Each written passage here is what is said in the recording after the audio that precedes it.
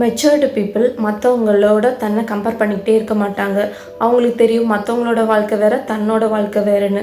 மற்றவங்க சக்ஸஸ் ஆகும்போது அதை பார்த்து பொறாமப்படாமல் அவங்கக்கிட்டேருந்து என்ன கற்றுக்கலாம், அவங்கள எப்படி என்கரேஜ் பண்ணலான்னு மெச்சூர்டு பீப்புள் நினைக்கிறாங்க. அவங்களால ஃபோக்கஸ் பண்ணுற விஷயத்தில் மட்டும்தான் அவங்க கான்சென்ட்ரேட் பண்ணுவாங்க. தேவையில்லாமல் பழசை நினச்சே கவலைப்படுறது. ஏன்னா பழசை எதையும் நம்மளால் மாற்ற முடியாது. இப்போ நம்ம கையில் இருக்கிறது இந்த நிகழ்காலமும் எதிர்காலமும் தான். ப்ரெசண்ட் அண்ட் ஃப்யூச்சரை எப்படி பிளான் பண்ணலாம், இன்னும் என்னெல்லாம் பண்ணால் அதை பெட்டர் ஆக்கலாம் தான் அவங்க திங்க் பண்ணுவாங்க. வாழ்க்கையில் திடீர்னு ஒரு சேஞ்சஸ் வரும்போது மெச்சூர்டு பீப்புள் அதை பார்த்து பயப்பட மாட்டாங்க. அந்த புதுவிதமான சூழ்நிலைக்கும் புதுவித அனுபவங்களுக்கும் அவங்கள தயார் பண்ணிக்குவாங்க. அவங்கள என்கரேஜ் பண்ணிக்குவாங்க.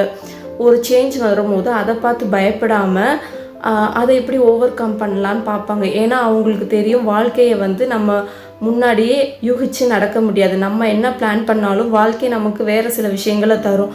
அது கூட எப்படி ஃப்ளெக்சிபிளாக இருந்து அதை சமாளிக்கலான்னு மெச்சூர்டு பீப்புள் யோசிப்பாங்க.